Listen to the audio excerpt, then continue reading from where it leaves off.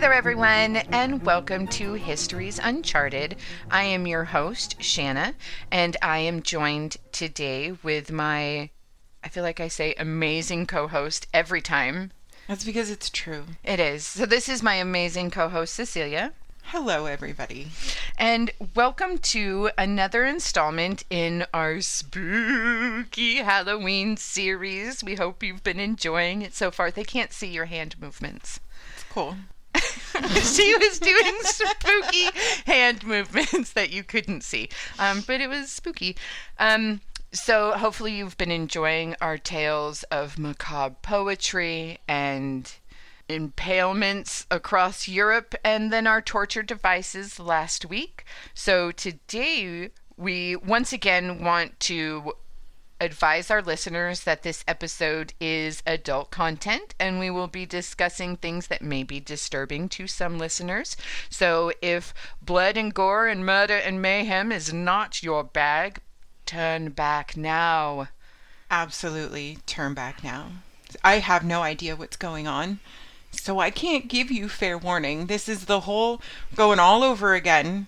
How we did with torture devices. I know nothing walking into this. Yeah. And I don't have a mic sitting next to me.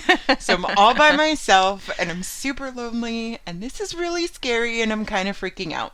And I am the most excited and am like wagging my tail right now. Excited to share all of these cool things with all of you. So happy soon to be Halloween, because this one is coming out the week before Halloween, and then the Wednesday right before Halloween is a super special edition that we hope that you stick around for.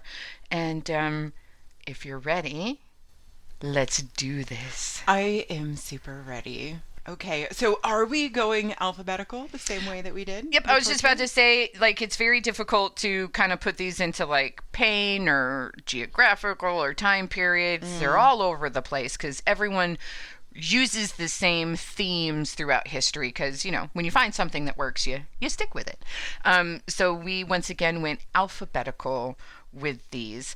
And I also just want to make a call out because everyone in the modern times won't understand why these are so gory, why these are so graphic, why these are often done in public before large crowds. And it is because humans are obsessed with the macabre and stuff like that, but also before police forces and modern constraints and the way that societies are run now, it was very important for lords, kings, judicial people to be able to show strength and use these forms of public executions as ways to deter future crime and as a display to show people this is what happens if you break our laws. Often bodies of victims of perpetrators and stuff would be displayed at city gates and major crossroads so that people coming through or to this village would know this is what happens to people that break the rules.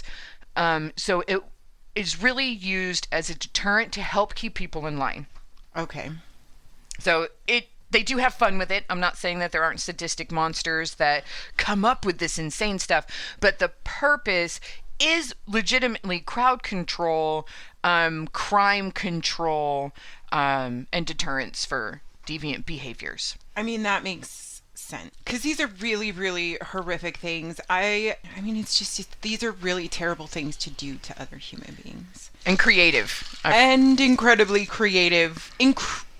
Incredibly creative, painful, horrific ways to treat people. Yeah.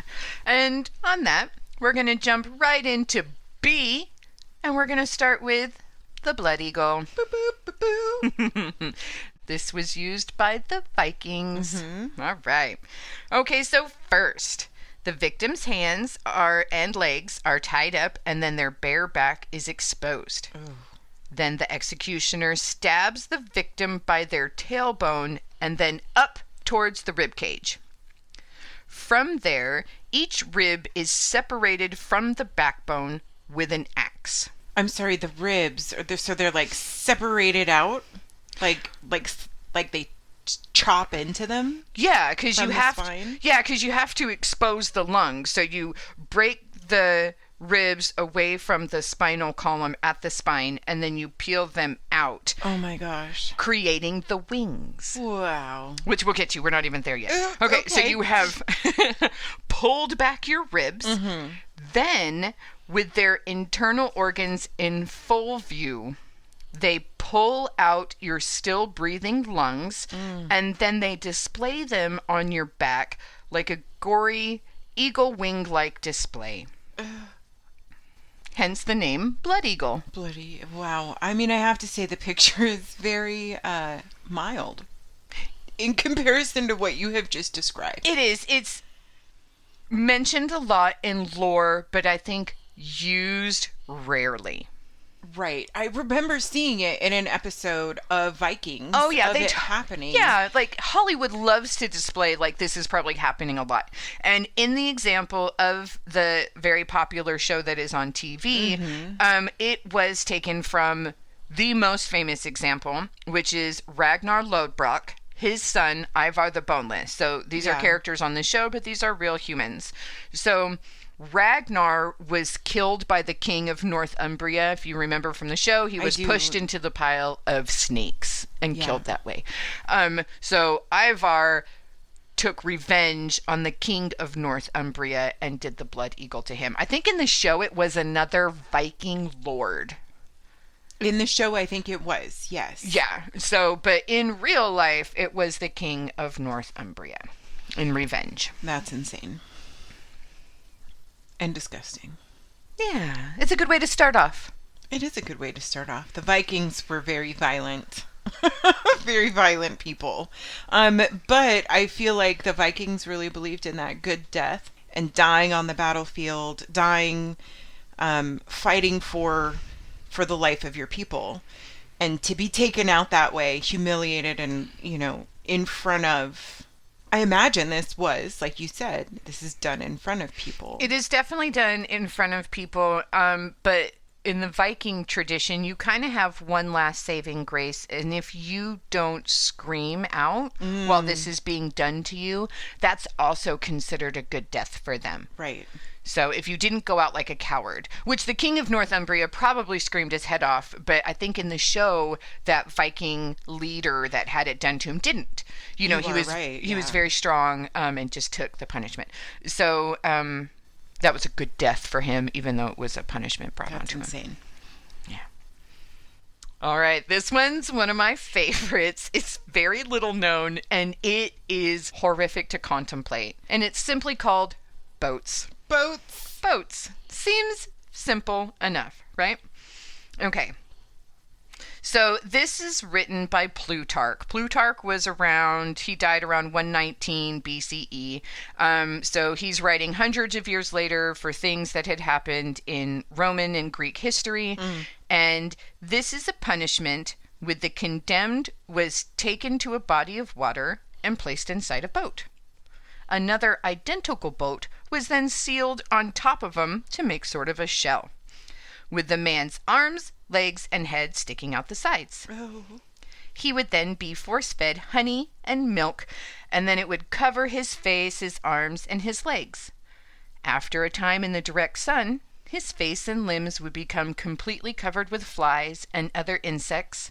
Suffering from diarrhea in the boat, vermin would feed on the excrement and then also start to enter the victim's body and feed on that and devour him from the inside out. Oh my God. So he's essentially like a human buffet. Yes. Like stuck in a boat and sent, like, I'm assuming, like, down the river. Like, No, through they the stay there. river, No, or he just- stays there so he's that like- they can witness and... Okay, where is this happening again? So, as always, I'd love to have examples for you guys. Okay, good All right. examples. Let's And- example this. Because and- I'm like, and are these in the always- canals of France or something? Like, No. what is going on? This is ancient. This is ancient times. okay. Greece, Roman, Persia, stuff like that. And I just always want to throw out my apologies to everyone. My pronunciation of some of these cray-cray names. Like, you just have to... I'm sorry. Okay. We're going to do our best here. We're doing our best. Mithridates. Okay? He's around 401 BC. He was a soldier who lived and fought during the First Persian Empire. He got drunk at a royal banquet. He betrayed the confidence of the king. Ooh. The king was embarrassed and infuriated. Obviously. He ordered the most infamous punishment of the ancient world, the boats. The boats. Taking 2 boats framed exactly to fit inside each other, lie down in one of them upon his back, then covering it with the other, and so setting them together that the hands, head, and feet of him are left outside. And the rest of his... It's a sandwich. It's a boat It's like a sandwich. boat sandwich. Yeah. And then the honey pouring over his face. Then they keep his face continually towards the sun, and it becomes completely covered up and hidden by the multitude of flies. As within the boats, he does what those that eat and drink must needs do. I just imagine, like, having to breathe through your nose and, like, you inhale a fly. Oh, I know. You know, Okay. and those of you, I think we talked about, like, being walled up. Who was that? Edgar Allan And Poe? Edgar Allan Poe, yeah. Yeah. Once again, I am trapped in a boat having to go to the bathroom all over myself. Because I've literally been fed raw dairy and honey stuffed full. Creeping things and vermin spring out of the corruption and rottenness, and thus entering in the bowels of him, his body is consumed. When the man is manifestly dead, the uppermost boat being taken off, they find his flesh devoured, the swarms of such creatures preying on him and growing in his innards. This way Mithridates suffered for 17 days before he expired. 17 days he spent in a boat on water. No water. I think you're just on the side of the river. Okay, so that makes more sense. I don't know why they as say it by the body. Maybe because that's where boats are. Maybe. Very curious. So you're not always in water. I don't So it's like, how think do you all are. of these, like... Unless they were stuck in the water and they climbed, like... I don't know. By the water side is a lot of bugs. So if you just go by the water, maybe that's why. And that's where the boats are. So I don't know. I get it. Maybe we should ask poor Mithridates. That man... I don't want to talk to that man. I don't think I do. No, because he betrays your confidence. This is... He tells your secrets when drunk at parties. The boats, man. The boats. Like, this is a really messed up way to go. I can't... We're just at bees, sweetie. On your face, the flies, just... Oh, man. All right. All right. So this brings us next to boiled to death. Oh, my God. Okay. This was a common form of execution to those found guilty or suspected of poisoning. I think that's an interesting response to poisoning as you get boiled. That we're gonna...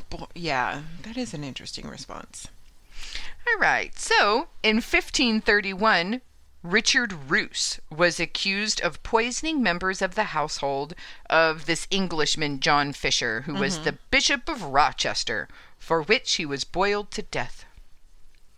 It is also a common method of execution for counterfeiters, swindlers, and coin forgers. Oh, okay. In the Holy Roman Empire, for example, being boiled to death in oil is recorded for coin forgers and extremely grave murderers. Okay.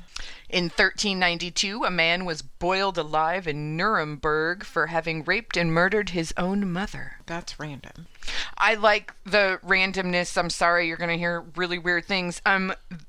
One of the most disturbing things, again, like the torture research that I was doing, is how many of these things are still used today. Correct. Some of those examples were like 500 years ago. Or more. And yeah. Yeah. But interesting enough, like this seems to be through the ages. Yeah. A common... I mean, it's a very simple thing. Hot water, melty skin. Like, Correct, yeah. Like I said, once you find something that works, you stick with it. I agree with that. And the resources to do a public, horrific execution. Yeah. boiling seems like the natural way to go because it's where everybody meets up for dinner anyway. So a former ISIS commander spoke of some brutal execution methods that he witnessed himself, among which was boiling prisoners alive in engine oil. Some people were boiled alive in oil, engine oil. They burned wood on a fire for an hour before throwing the victim into the boiling oil. In 2010, a masked interviewee claims that the Mexican cartel boil in oil those found to be working for the police. Oh my God. Yeah. So it's not just... So overseas in wartime, Yeah. used...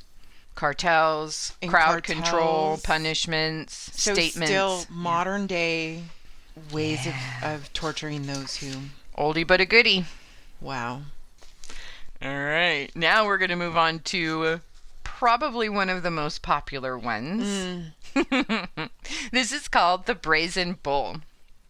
This was a torture device that was created by Perilos of Athens. He proposed this device to Pherolas, who was a tyrant in Sicily. He demonstrated that the victim would be locked inside this hollow statue of a huge bull and then roasted to death over a fire. The brazen bull's metal surface made it impossible for the victim to escape from the inside. What resulted was a truly gruesome way to die, screaming in agony as one's flesh is gradually burnt off their bones until one suffocates or dies of exhaustion. It was designed so that the screams of its victims sounded like the bull was bellowing. After being shown this new device, Phalaris wanted a demonstration and shoved Perilos inside and lit the fires, thus making the creator its first victim. That's art right there. I just gotta say. I have seen this recreated in many Greek Roman shows that are out there in the world, and the sound that they have coming out of the bull, it's absolutely terrifying. Like, it is not a human scream. No, it is not. So, like, I could imagine this being used to, like, a party is, you know, and that nobody would know. Oh, they knew, unfortunately. Oh, did they? Yes. Was this very... And they knew who was in it. And they probably knew why. Okay. And they had to have a pleasant face and compliment the host so that you don't end up next. That is fair. Yeah. I would also compliment my host. This is such a lovely ambiance. Thank you for inviting me. We must do this again. So very nice. Thank you. I don't know if anyone remembers from last episode, but we're going to come back to Diocletian. He is a Roman emperor who was very creative with his tortures and executions. So around 30 BCE, Diocletian's son wanted to marry this beautiful young girl, but she refused. She says she wanted to remain a virgin and she wanted to stay married to Christ, basically a nun or, you know, something like this. The son commits suicide. Diocletian has the girl burned in the brazen bull as punishment. Like, obviously. I think one thing that all Histories Uncharted listeners should take away from all of our episodes is you don't piss off Diocletian, because he is a fucked up man.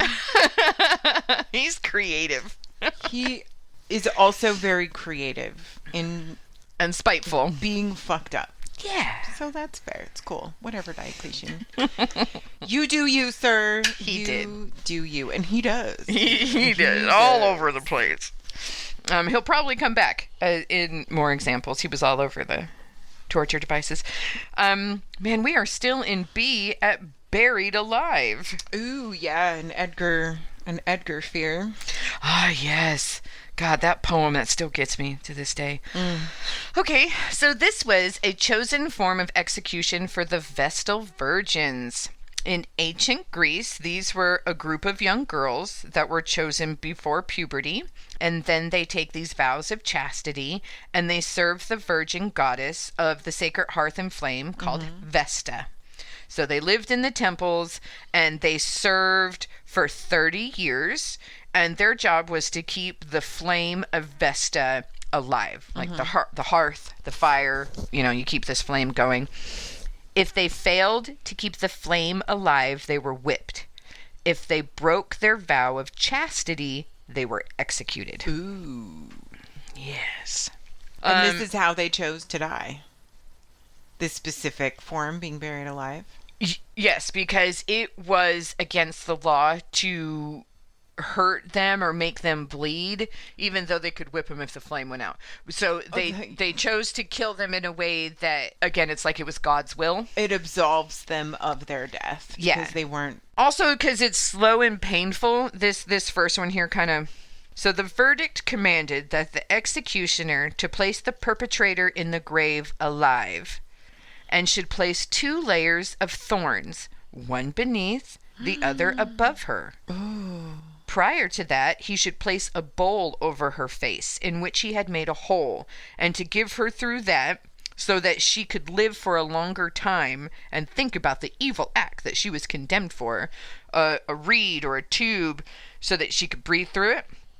Then jump 3 times upon her, and lastly cover her with earth. Okay, so when we're talking thorns... I don't know. Blackberry brambles? Pretty roses? On a bed of roses? You have to lay on, I don't know, it just says 2 layers of thorns. 2 layers of thorns. And I imagine, like bramble thorns or whatever, something pokey and horrific underneath you, very uncomfortable. And then they jump on her 3 times. 3 times. Then they put a bowl with like a hollowed straw. out like tube, reed straw, and then cover her in dirt. So they could slowly die of starvation. Wow. So you're in there at least 72 plus hours. I don't know. I think it takes, up to 7 days for starvation. I guess it's different for everyone. How much without water? It's the water yeah, it's that always gets you the first. water. Yeah. You can go forever without food, but it's water. So in China, they have an example of the single most numerous case of people being buried alive as a way of execution at one time. After the Battle of Changping in 260 BCE, they buried 200,000 surviving captured soldiers alive. 200,000 at the same time. That's a lot of people. Where do you even, how much land is that? That's a significant amount of people. Was this like a mass burial? Or I can't imagine that it could be a mass burial with that many people 200,000, lots of different holes. 200,000 holes in big tombs. What does this look like? The logistics of this sounds confusing. It really, really does. How much manpower do you have, sir? If you are burying 200,000 people, most of them, I'm sure, they're soldiers. You got to impede them as well. Wow. To bury them, quote unquote, alive. I feel like there might have been not alive, very wounded. Right. That's perhaps a good one. Maybe that's the thing. They wounded everyone and then threw them at who knows. That most people were mortally wounded, and then also that they would probably just knock out and shove you down. If it's a mass grave, you could be buried on top of other people buried on top of you. Absolutely. And you just have to be incapacitated for a very small amount of time. To suffocate, at least. To be shoved down there. If it's a deep enough trench that they're burying these people, man. No straws for them. Oh, goodness. That's insane. Buried alive sounds really, really sucky when you're next to a bunch of different writhing bodies. That are also buried and suffocating with you. If only that was all my examples. So in Persia, there's good old Xerxes. Xerxes was one of my favorite emperors there. Same. Okay. So he was marching his troops, and they came across the banks of the Strymon, and there was a bridge.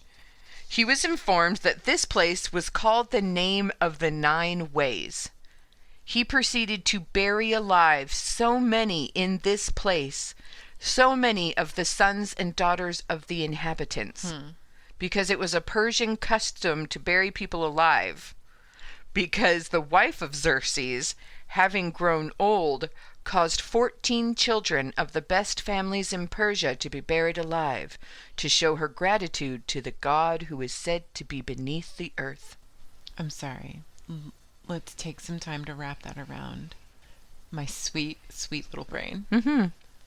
Take your time. Here at Histories Uncharted, we take the time to delve into the important details. The details. So he decides to bury a bunch of people in this one place Because it had the name of the 9 ways. because it was named a specific way. It's named the 9 ways. Yeah. 9 ways. Which is in somehow a direct reflection of this situation that his wife was in. No, it's just an example of a Persian custom that this dude was talking about. Interesting. Did they like cart people into this place? He took all the natives. He took all the natives in this area and then placed his own people afterwards, or just left it desolate? Like, do we have details here? Nothing. That just seems...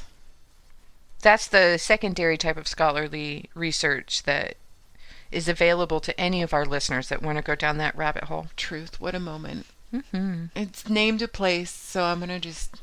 Bury a bunch of people. Alive, because it is the Persian way. Cool. So many sons and daughters of the inhabitants. Well, in 1611 in Sweden, a man faced a death sentence for committing bestiality with a horse. The archives indicate that this punishment is either burial alive or burning at the stake, along with the animal. What the So both the man and the horse were buried alive. I mean, I guess the horse doesn't have to live this traumatized what the fuck life. Horses are incredibly intelligent creatures. I can't even imagine being that horse. What a poor little guy. Yeah. And fuck that man. He deserved... He does. He deserved that. But So the horse did not. The horse did not. I agree completely. Maybe being put out in a more humane way. I would dig that. You're right. Why does he have to be buried alive? He's the victim. Yeah. Yeah. I don't know. It's hard to do therapy with a horse, though. You know? So... It can be done. Prozac for donkeys? I mean, I don't know. Does that exist? Well, in the Holy Roman Empire, rape of virgins was punishable by being buried alive. But if they were not virgins, you were beheaded. I'm sorry. They were down with punishing men for raping women? I don't know. Now we just put them up in prison, or just ignore the fact that it happened at all. You know what I mean? Now we blame the victim. Right? Yeah. It just seems very weird that there was a point in time where we actually punished. Yeah. Wow. Yeah. Capital punishment. So female murderers that attempted to murder their employers also were buried alive. In Augsburg in 1505, a 12-year-old boy and a 13-year-old girl were found guilty of killing their master. They conspired with the cook. The boy was beheaded, and the girl and the cook were buried alive beneath the gallows. Okay, so I am confused. So they consider beheading merciful. So the young, or really rich, or if they're being merciful to you, they're beheaded. Okay. So the girls needed to be punished more, so they're buried alive. I don't know how slavery is employment, though, I guess is where my real question is. Because it sounded like he was the master. Oh, that's just master Maybe of that's the just house. the title. Okay. Yeah, that's just master of the house. All right. Or lord of the manor. My last one for being buried alive. So in the Middle Ages, live burials of women that were guilty of infanticide was very frequently done. Oh, that's really sad. You can't always feed all them babies. So if you were caught killing your baby, you were buried alive. I guess, but like how many women were accused of killing their baby? Because we all know, like even now, 24, that like SIDS is a thing. Yeah. How many women were blamed? Or illnesses, no medicine, malnutrition. Were, Yeah, we'll get into that a lot with the witches. Yeah, it's just, I think a lot of blaming women for nature, and we're an easy scapegoat. Always have been. Heck yeah, we are. It's sad. Mostly we're. Well, lucky for you, we're done with being buried alive. Thank golly. So now we're going to move to being burned alive. Even better. Yeah.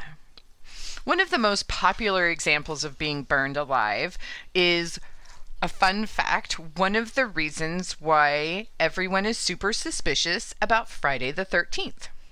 Okay. Yeah. So an origin story. I like it. Yeah. So in 1307, the king declared that the Knights Templars were heretics. Obviously. There's a lot of backstory to this, but just super summarize it. They had a lot of power and a lot of money, and the king had a lot of debts, and he didn't have a lot of power. So he called all of them heretics so he could claim their debts, their property, their wealth, and he can execute all of them or arrest all of them and remove everyone from power. And now he's the top dog. Absolutely. Because heresy was a great way to get rid of your enemy. Yeah, it was. And absorb some good shit. So, why it's called Friday the 13th. The king ordered that every single Knights Templar and the high-ranking men and as many as possible could be arrested at the exact same time so they don't warn each other and so some can escape. Clever idea. So he sent all of his soldiers to go and arrest every single Knights Templar on Friday the 13th. Right. And now it's an unlucky day. So all of the people are arrested, and so the Grand Master, Desmoulins, he was sentenced to die after tons of torture for days. I mean, it is unacceptable what they did to this man. And so he was sentenced to being burned alive. Sorry, we're in burned alive now. Right. Most people, when you burn them at the stake, they're attached to a stake of wood with some accelerant at the base of the victim, and generally they would die within minutes from asphyxiation, probably from shock, from third-degree burns, things like that. So that is not okay. It is too quick for them. So what they decided is they wanted him to be burned for hours. What this likely required was a pyre was built with a stake in the center of a ring of fire with coals around it, and this would cause an oven effect, cooking him slowly and burning him from the feet up. It is also thought that the wood was wet, preventing it from burning fast. So he had a very slow death. Instead of it was almost, oh my God. Oh, trying to process this. He's essentially just in the center of a hot, slow burn fire. Yeah. Being slow roasted like a pig. Hours. Executions by burning is minutes. And I would imagine there would periods of exhaustion and passing out and coming to and the horrors of where you are and what you're experiencing. That poor guy. What a horrific way to go.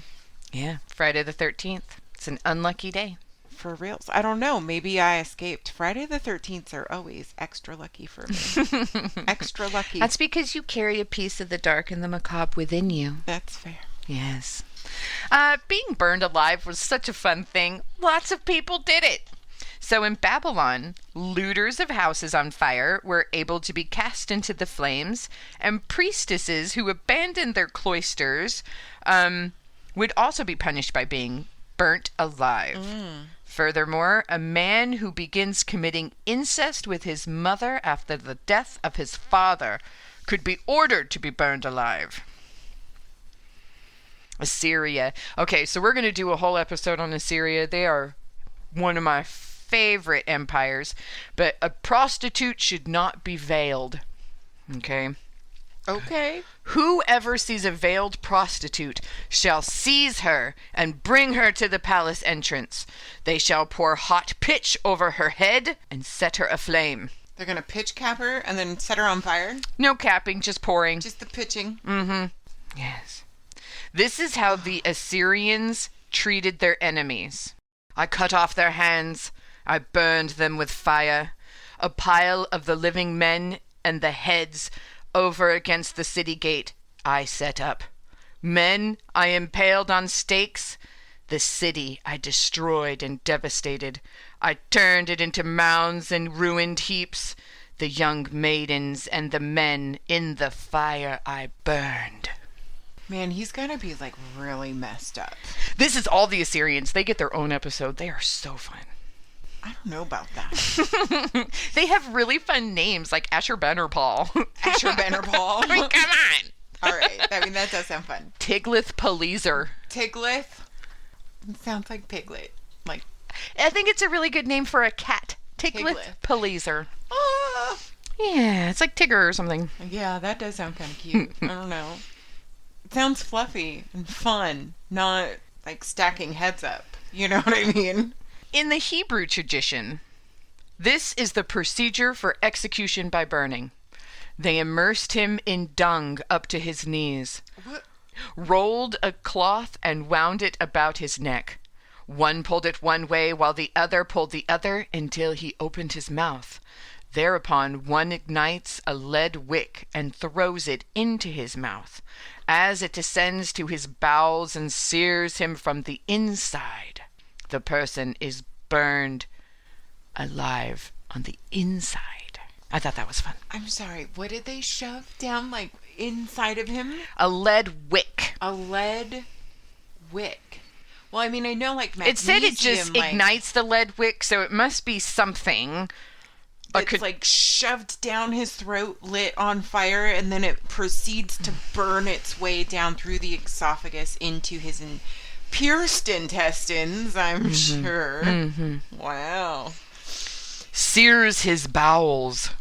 Yes. Yeah. Well, I mean, so they must have knowledge that it has gotten through all the way through. I think the screams was a good indicator. How do you scream with it? When your throat's being melted. Throat, Can you scream through a melted throat? I imagine that the damage done to your larynx would be extreme. Yeah. It would be very extreme. Yeah. We're still at B, folks. Like, just letting everyone know that. A new fear. Man, being burned alive from the inside. All right, I think that if I instill at least one new fear in a bunch of people today, then I have done my job. Being burned alive is it. Just in case everyone wants to know my new fear, when I had my child in labor, I was giving an epidural, and I lost the feeling in my lower half, and it was basically like being paralyzed, and it was the worst fear of my life, and now I'm terrified of being paralyzed. I also agree with you on that. My epidural ended up only numbing half of my body, and that was to not have the function, but to have the function. That's even worse. Was horrifying. I can't, yeah. But also, epidurals are terrifying because you can't. No takesy backsies. No, and you're terrified that it's not going to go away. Yeah, you know? I was like, you can make this stop now. And they're like, no, it just has to run its course. All right, so in ancient Rome, the Christian was stripped naked, and then they were forced to put on this garment called the tunica molesta. This is made from papyrus, so it's made from these reeds from the river, so it was very flammable and papery kinda. They smeared this on both sides with wax, and then it was like attached to a rope and then hoisted up a pole. Okay? Okay. And then they pour burning pitch and lard onto the head of the victim, and then they put like this spike underneath their chin so that they can't put their head down or turn it from either side and escape the liquid fire that's pouring onto their body until they're literally encased in flame. thought that was intricate and more involved than it should be, all the hoisting of things. The hoisting and the staking the chin and then the pouring of, it's like they're turning them into like this human candle. Correct. It's a display. Correct. Yeah. I mean, I imagine little Johnny and little Mary are like, I'm never going to do whatever that guy did. That is another point. Yeah, this is a deterrent for future crime. Mm-hmm. I'm not going to do that. All right, Cecilia, I'm going to apologize for this one. 3rd century BCE Carthage, before it was destroyed and salted by the Romans, they had a fun little religious practice where they would sacrifice infants to their gods. Aww. You ready? I know.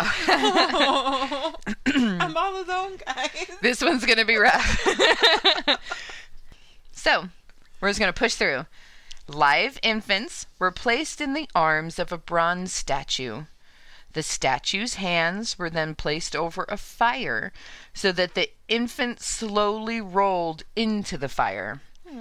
As it did so, the limbs of the infant contracted and the face was distorted into a sort of laughing grimace. That is why they called it the act of laughing. I'm sorry, they called that the act of laughing? That is what the name of the sacrifice was, yes. Oh, man. And some say that they would maybe be nice enough to slit their throats beforehand. Whoa. Maybe not. All right. Is there a next? That one is a little too much for Cece. It's a lot. I'm sorry. Those poor babies. Poor babies. This one, many of you may have been exposed to in Hollywood. The Celtic Wicker Man. Oh, yeah. Yeah. So the Celts would build large statues made out of wood and straw. Then they would fill them with living men, often criminals, and then they set the whole thing on fire, and the men would perish in the flames. And then it was thought that the ashes would help the next round of crops. So they're like contributing to the continuation of the populace. Yeah. That's beautiful.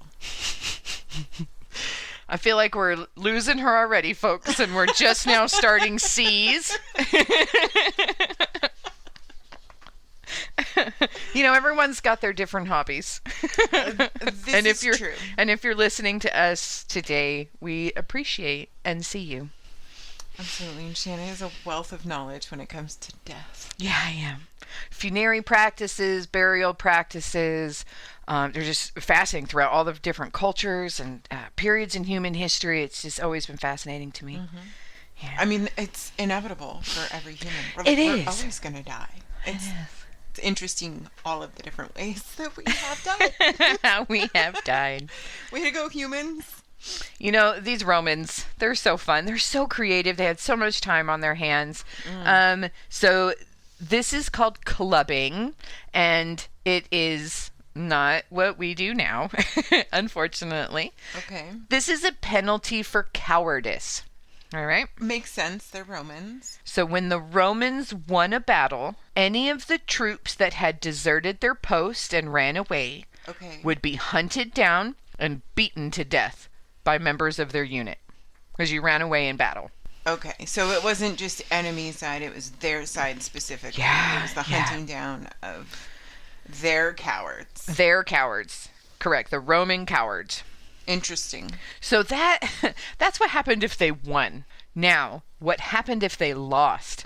Someone has to take the blame. Okay, so this involved the battle commander dividing every single soldier into groups of 10 and then asking each group to draw lots. The soldier in each group who drew the shortest straw, regardless of how he behaved in the battle or his status, he was then clubbed to death by the other 9 every time they lost a battle. So this is to teach you that you don't fucking lose next time. And it doesn't matter. It's every just soldier you drew the short end of the stick. All remaining soldiers were grouped into groups of 10, and one out of every group of 10 out of every 10 died. And then you were required to kill your friend. Play a part in it. Yeah. Wow. Those Romans ain't no joke. They weren't. Holy cowbells, man. Well, it's their military discipline, and if you want these men to fight for you, to die for you, to listen to you, they have to trust you, they have to follow you, they have to trust each other. Well, so maybe explain it to me a little bit. Right, like the Romans were a conquer and inherit these people into their army, right? To a point, you are correct with the first part that they were a conquering empire. They definitely loved to expand, get more territory, conquer peoples. As far as taking them into their military, that was a privilege for a Roman citizen. It was a way to advance your career and your status in society, and it was not given to non-Romans who were basically trash and nothing. Oftentimes, it was said that you would always know when a Roman troops had come through because they killed everyone, including the animals, the dogs and the cows and the cats. Okay. So they didn't, like in particular Gaul, stuff like this. I'm not saying this is everywhere, every time, but it was known for the Romans to decimate. Okay. And then take. So and then supplant their own Roman citizens and create and expand the Roman way. Right. And because of this punishment, it was very likely that failure didn't happen that often ever. No, so Romans were very military driven from the very beginning of their society. They lost a battle and were humiliated very early in the life of the Roman Empire, and they vowed that it would never happen again. So therefore, every time they ever suffered a loss, they would then come back tenfold on whatever had happened. So if you happened to catch a military unit unawares and you slaughtered them and you won, they came to conquer and you somehow turned the tides with your little peasants and your little pitchforks and you're like, we got them. No. They would come back. They would empty every soldier in 1,000 miles, and they would bring the pain on that tiny village and decimate everything. And every tiny village surrounding it, I'm sure. Just so they could support the bandwagon of their army moving through. So you may have a minor victory in the moment, but you would never defeat the Roman war machine. Right. Yeah. Wow. They were very impressive. Well, I mean, clubbing was obviously effective. Yeah, they had one of the most loyal troops. And I want to say the most loyal troops, but it's funny because there are so many time and time again that the Roman emperors would be deposed by their own private guard or by the army and the generals, and they got tired. So the army deposed. So it's really funny how they believe in loyalty so much, but still. When it comes to life or death, that winning side always wins. Yeah. So just to make sure that this is not going to be a 5-part series for executions, we're going to move on. We're still in C's, folks. This is called the coffin torture. So during the Middle Ages, the coffin was one of the most prevalent torture and execution methods. You have probably seen this on lots of different various movies that were set in medieval Europe. Okay, so the victim is stripped naked and placed inside this metal cage that is like roughly made in the shape of a human body. Overweight victims are often forced into smaller coffins for increased discomfort. Vibes. The cage is then hung from a tree, gallows, city walls. City walls? Yeah. They have perimeter walls around, and they often would hang things off the sides. So this is a demonstration to, of course, all of the inhabitants of the city, but also travelers and visitors, merchants and things that came to your city would see public displays of deterring. Yeah. Serious crimes, such as heresy or murder, are punishable by death. Victims usually would die from thirst, you got that, hunger, or hypothermia during the course of a few days. Sometimes onlookers would throw rocks and spoiled food at the victims to further increase the humiliation and pain. After the person died, his flesh was devoured by birds and insects, leaving only a skeleton. However, the coffin was not only used for execution, but also a temporary punishment for minor offenses. Those were placed in the coffin for only a few days. pirates were often displayed at ports to warn other pirates of the fate that awaited them when they were caught. Yeah, that was definitely something I remember from the Pirates of the Caribbean. A lot of them were just hung, but some of them Yeah. were in pillories or coffins. And on the docks. And Mm-hmm. Can you imagine that is what you see and smell every day, and it's normal? no. They say that our generations are desensitized by video games and slasher films. What the hell do you say when little Sally has to go across the village square and there's 4 rotting corpses Oh, man. hanging and dangling in different stages of decomposition? The smell, there are bugs and dogs, Absolutely. and the chick selling bread right next to them. I agree. Like, it's I astounding. agree.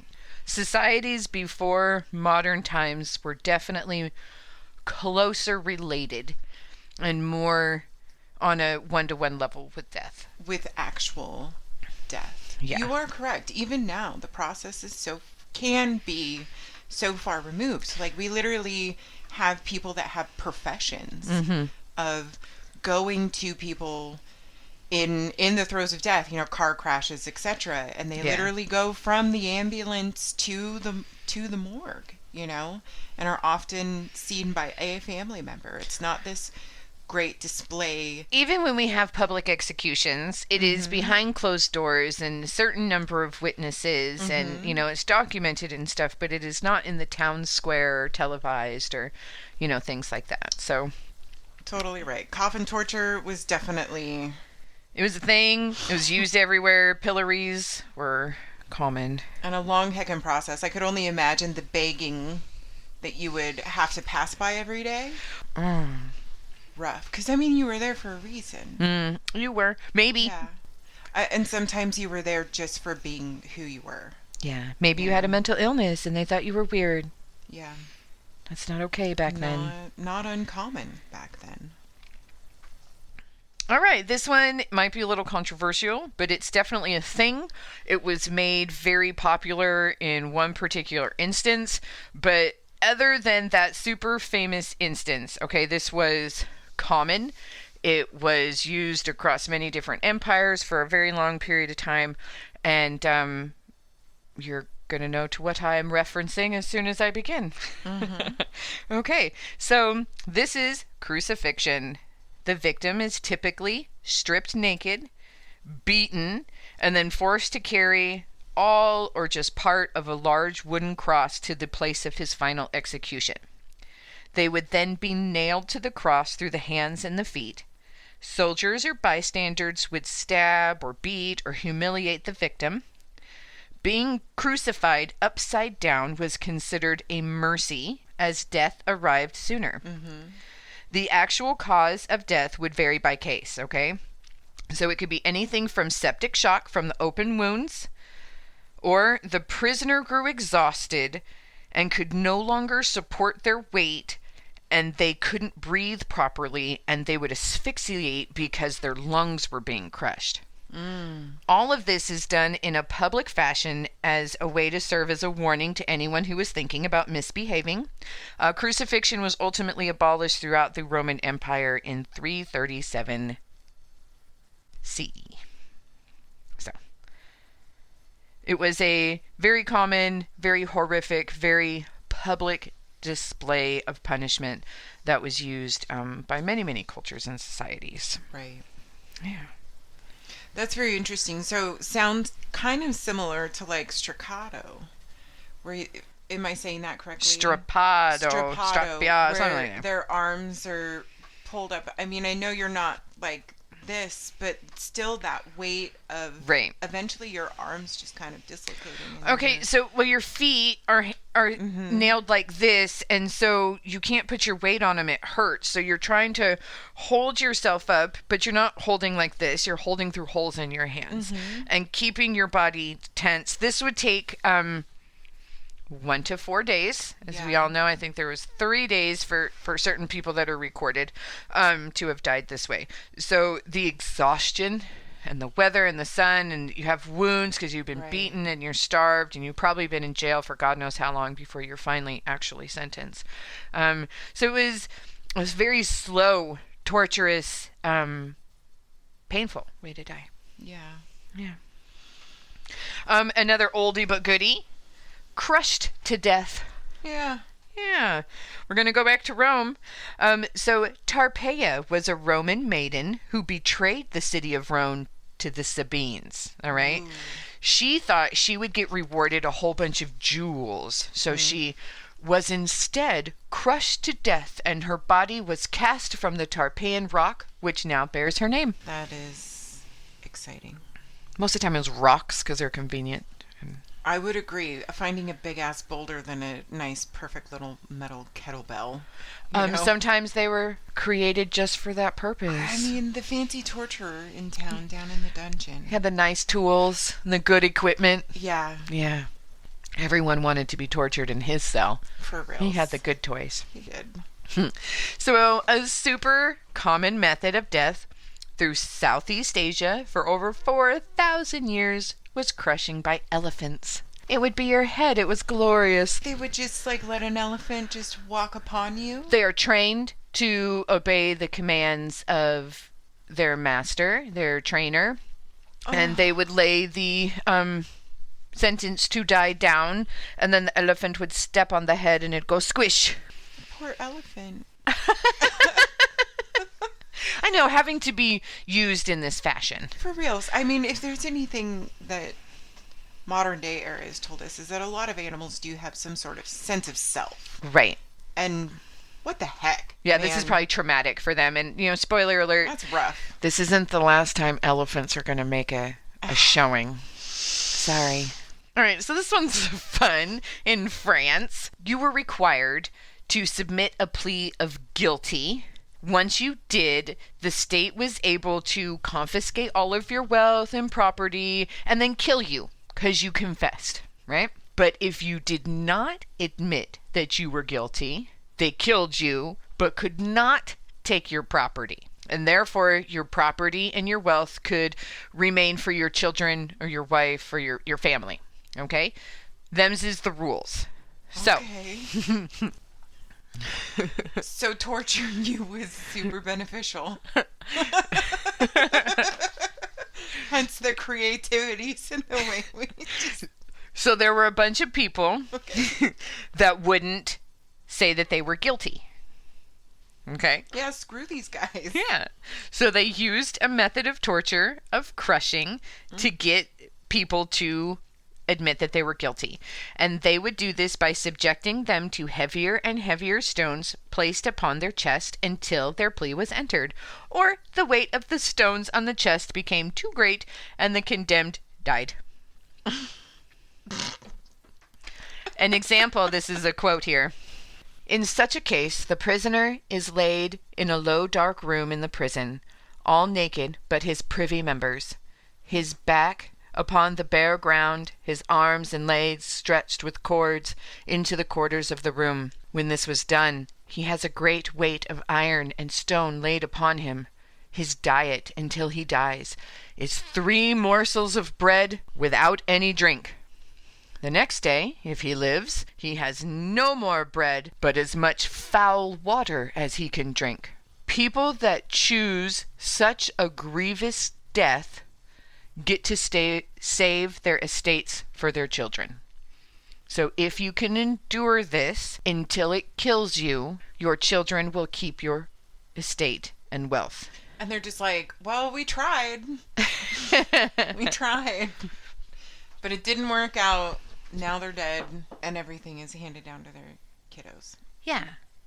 But there were certain crimes like high treason, stuff like that, where it didn't really matter if you confessed or not. We're still going to take your property and your wealth. So you had to be careful with what you were charged with.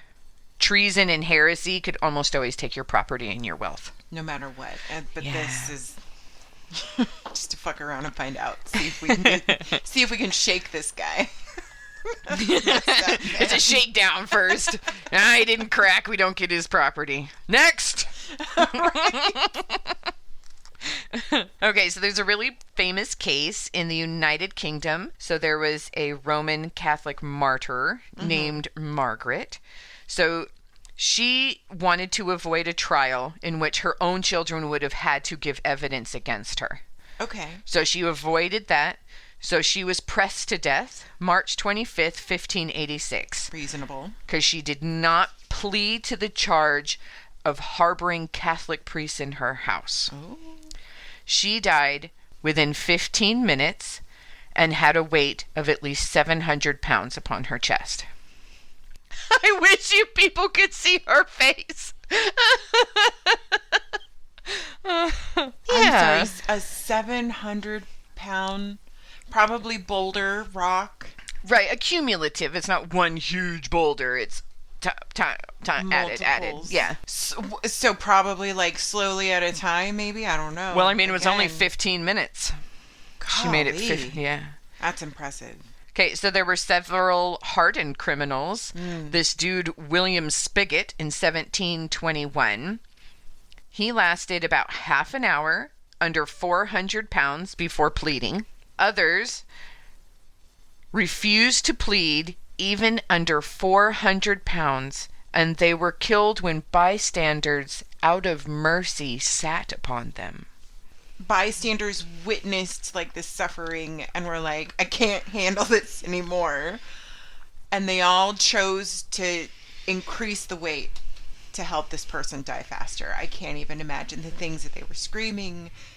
Just that the experience of human suffering, bearing witness to that, incredibly traumatizing. I think the Crucible has a scene of the crushing of the one man that was killed, and he was killed by crushing. And thankfully, it was like this giant stone slab, wasn't it? So you didn't really see... Pressing, crushing, so some of them were large things lowered on because you knew this they're trying to get you to please, so they're slowly adding more. Right. Because they want you to confess. Where we know we're going to kill you, this is how we're going to kill you. It's kind of a different process. An experience that's just messed up. Any more fabulous crushing stories? No, you get to move on to disembowelment. Joy. You're welcome, folks. Okay, so if a living person is disemboweled, it is invariably fatal without major medical intervention. Historically, disembowelment has been used as a severe form of capital punishment. If the intestinal tract alone is removed, death follows after several hours of gruesome pain. The victim will often be fully conscious while the torture is performed if the vital organs aren't damaged, and will most likely be able to see their intestines being removed, but will eventually lose consciousness due to blood loss. However, in some forms of intentional disembowelment, decapitation, or the removal of the heart and lungs would hasten the victim's death. I don't know. I think what gets me the most is how conscious you are. Yeah, when this is happening. Yeah, they do it awake. It's rough. Yeah. Just to see the pulsating, undulating, like, unravel of your intestines. Just... it's a bit extra, you know?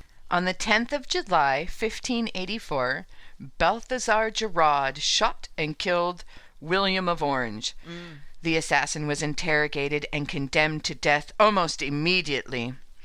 On the 14th of July, after suffering various tortures during each day, Gerard was disemboweled and dismembered while still alive, after which his heart was torn out, and then he was beheaded by his Dutch executioners. Okay, so this one's interesting, and it is documented by someone that is actually very, very near and dear to my heart, and I bet they're very near and dear to yours too, Cecilia. Okay. This is in German legal antiquities from the 15th century, written by Jacob Grimm.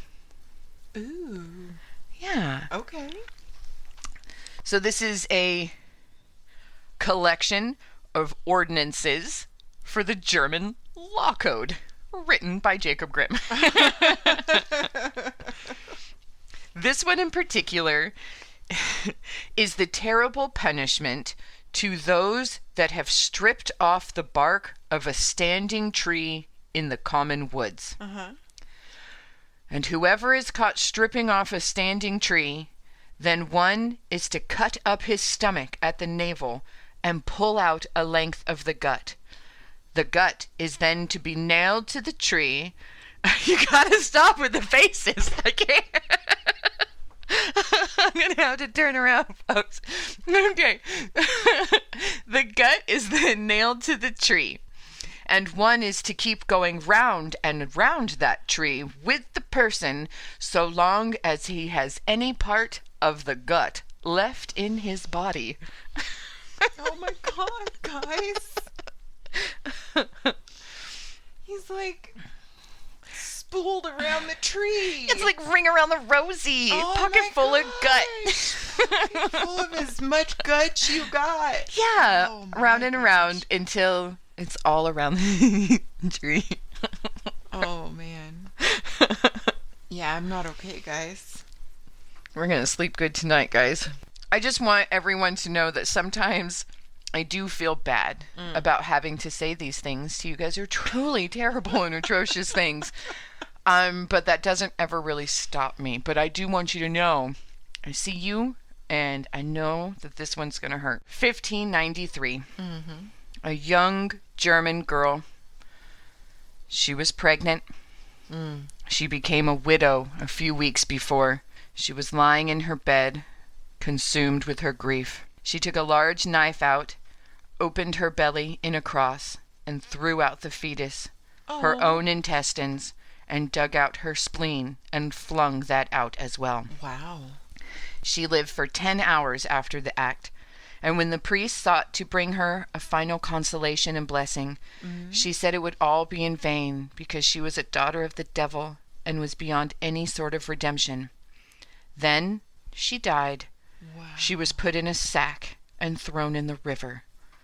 She was affluent, so it was not really clear what had driven her to this. Right. That's really insane. I mean, the grief of losing your husband, and I know that's just through pregnancy, usually after pregnancy, like sometimes there can be that psychosis. Postpartum depression. Yeah. Yeah. Poor girl. Especially with the I'm the daughter of the devil, and oh man. Maybe she thought she was cursed because all this was happening. Who knows? Cursed, or that she had somehow caused this to happen. Oh, that'd be sad. You know, Yeah. just religious trauma that in that time was really rough.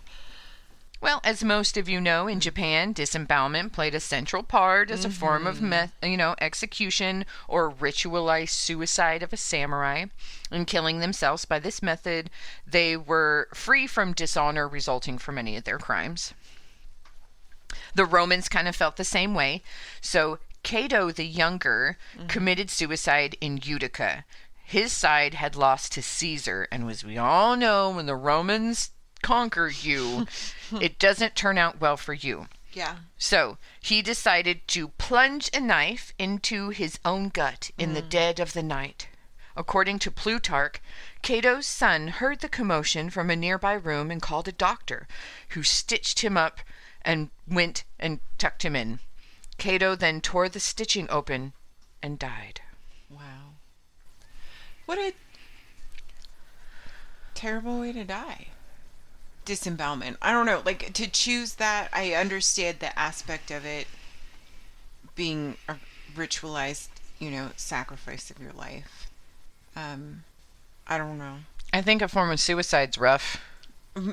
Any form. As this particular form of suicide, it's rough. It's indeed. I guess something less painful, something less traumatic, something less prolonged experience, Or that you see it. That also was not expecting that price package.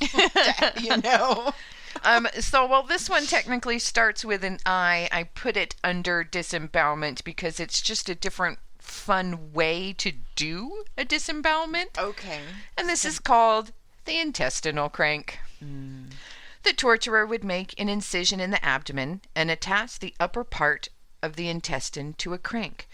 Thus, turning the crank, it would extract the intestines from the victim while they were still alive.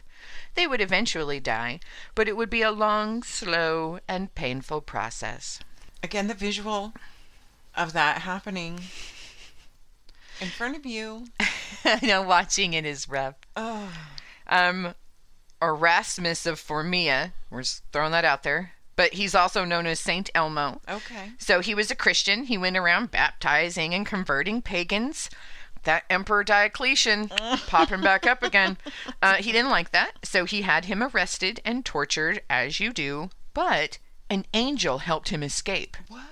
So he wandered around converting more pagans and then was arrested by the next emperor, Maximian, who put him in a barrel that was filled with spikes and pushed him down a hill. Oh. But he survived unharmed because an angel saved him. Oh. He was then thrown into prison to die of starvation, but another angel helps him escape.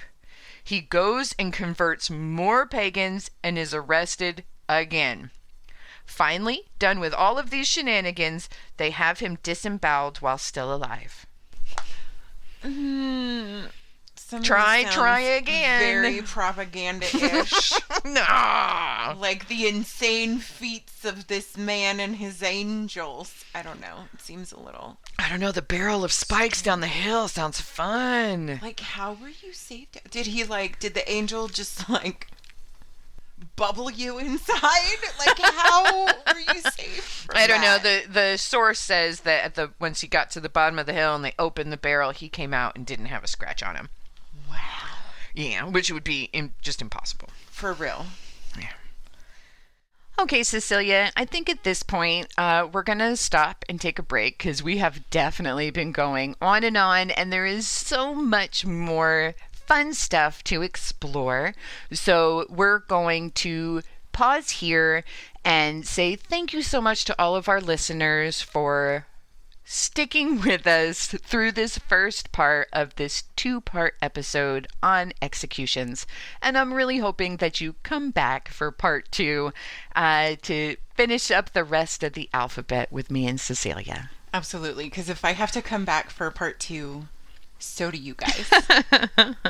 That's us from Histories Uncharted. Bye.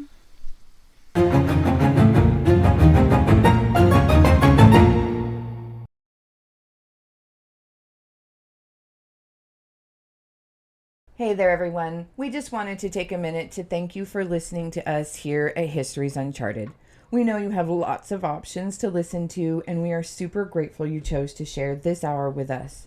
As a brand new podcast, it takes a lot to get started in the beginning. So if you could please rate us, follow us, leave a comment, or share our podcast with someone you think would like to hear a cool story. Do one or all 3, but whatever you do, we would love to hear from you.